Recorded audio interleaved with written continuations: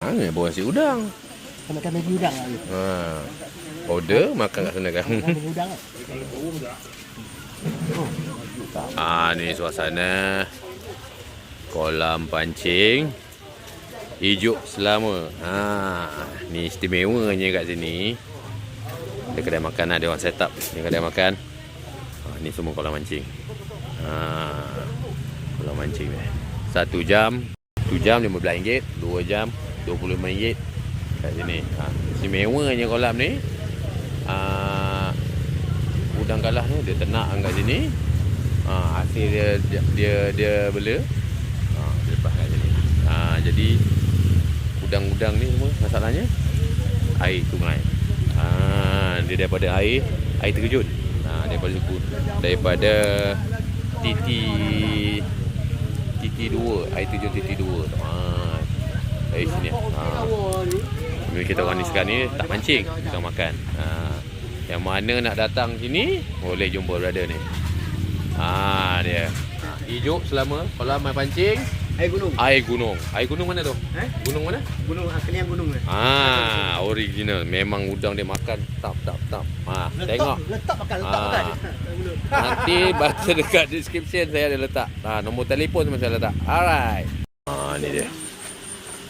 Bunti tengok. Nampak tu. Itulah. Tu mi apa tu? Tanya je. Kak tu mi apa? Mi Bandung. Mi Bandung Nanggala. Tu. Kak ni buat. Semua datang ni makan mi Bandung Nanggala. Kau nak tahu udang dia pula. Kalau kau nak tahu. Dia ni kolam kan. Ini dia orang ternak. Ini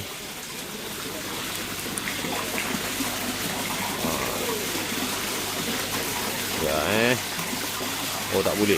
Ni. Nampak tak? Udang-udang ni kau pilih. Kau boleh timbang. Dia orang masak. Dia orang masak. Yang nak mancing nak tak? Semua yang datang sini semuanya makan udang galah. Tak boleh mantap tu.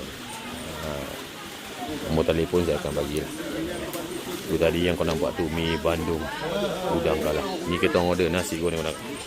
Ni menu-menu yang ada kat sini lah. Warung kolam udang. Ni agak-agak dia. Boleh makan lah sini. Saya ni. Boleh saya kita tak. Ni. Saya udang ni okey dia ni. Dia nak masak untuk kita orang ni. Tu ambil kat sini.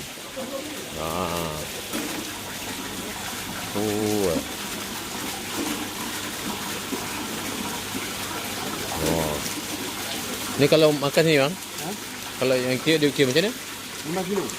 Kilo dia kira? Kilo 85. Kilo 85. Itu untuk saya? Saya campur. Campur lah.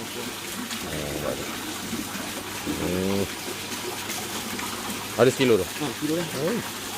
Yang saya punya tadi nasi goreng udang galah pedas telur mata boleh bang? Okey. Bawa nasi udang. Makan nasi udang lah. Order makan kat sana kan. Makan nasi udang lah.